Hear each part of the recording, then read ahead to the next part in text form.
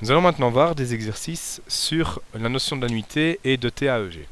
Donc la différence avec les exercices qu'on a fait jusque maintenant sur les intérêts simples et composés est que des annuités, c'est une somme en fait qu'on ajoute par exemple de mois en mois ou d'année en année. Donc on va tout le temps ajouter la même somme ou sur un compte, ou alors on va tout le temps rembourser une certaine somme à une banque.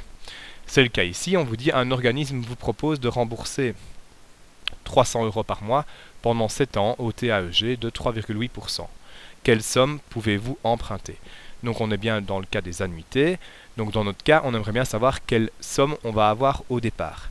La formule à utiliser est donc V0, la somme que l'on peut emprunter est égale à A fois 1 moins 1 plus le taux d'intérêt exposant moins n sur ce fameux taux d'intérêt.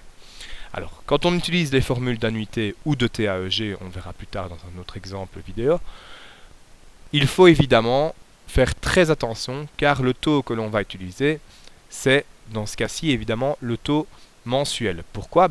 Eh bien, on rembourse 300 € par mois. Ça veut dire que chaque mois, la banque va prendre des intérêts sur ce que vous avez emprunté. Et évidemment, le n, ce ne sera pas le nombre d'années du coup, mais le nombre de fois que vous allez rembourser.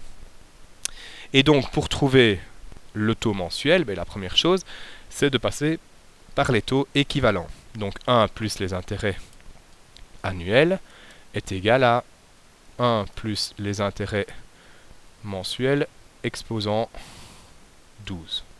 Et donc, pour trouver les intérêts mensuels, il suffit de faire donc 1 plus les intérêts annuels, on vous dit que c'est 3,8%, donc c'est 1,038.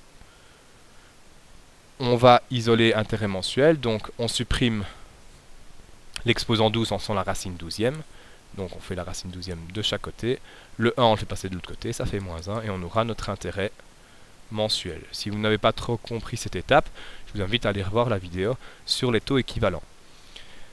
Alors, l'intérêt mensuel vaudra donc, eh bien, 0,00311, ce qui veut dire 0,311%.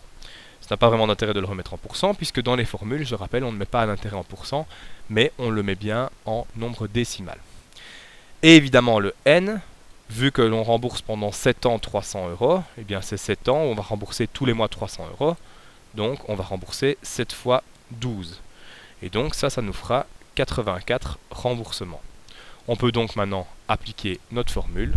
L'annuité, on a dit, c'est 300 €, c'est ce qu'on va rembourser tous les mois, fois 1 moins 1 moins 1 plus les intérêts, c'est-à-dire 0,038, le tout exposant moins 84 sur 0,00311. Je me suis trompé, évidemment, ici au-dessus. Je vais vite rectifier le tir.